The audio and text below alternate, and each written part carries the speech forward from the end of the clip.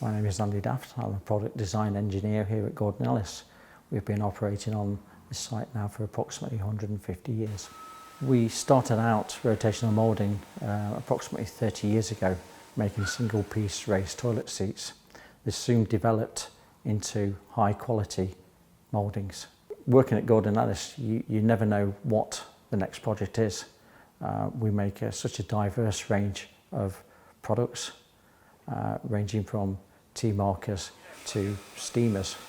Rotational moulding is a simple process.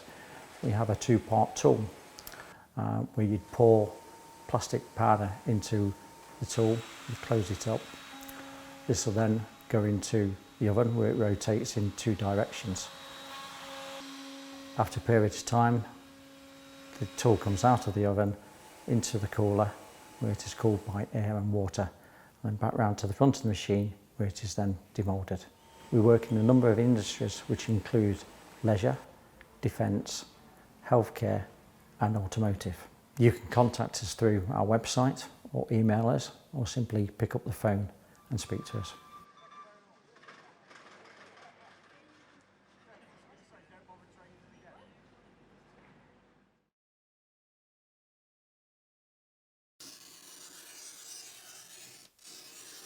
I'm Stevie Davies, I'm a fused glass artist and I work for a place called Banks Mill in Derby.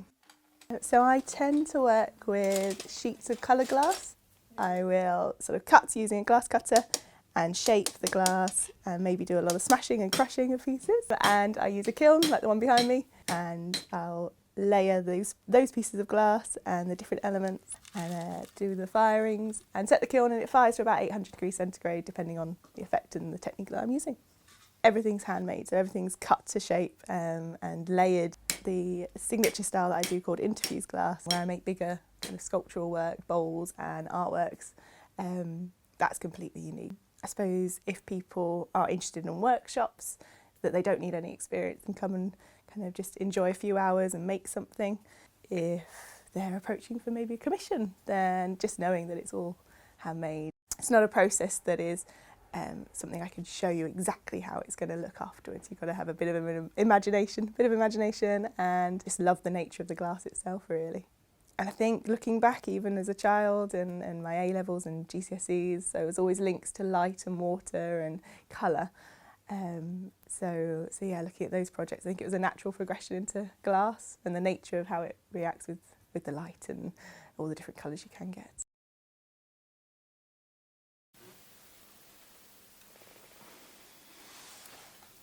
I'm Jane Orton. I'm based in Kirk Langley, which is between Derby and Ashbourne, and I'm a jeweller.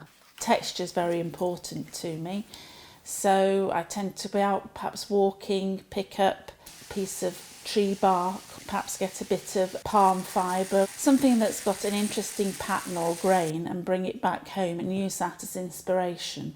If I perhaps have a piece of coral that washed up on a beach and then make a mould from that, that can involve quite a few processes.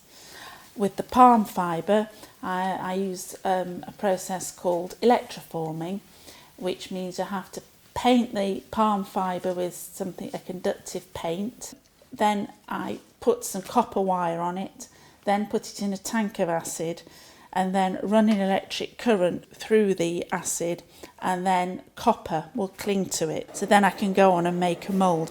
And then from that process, I'll cut it down and work with it to make a piece of jewellery. And I like the contrast between rough and smooth, so I always try and do a smart, really polished finish on one side and a very textured top. I'm lucky that I can choose to make what I enjoy making and let my imagination run wild, really.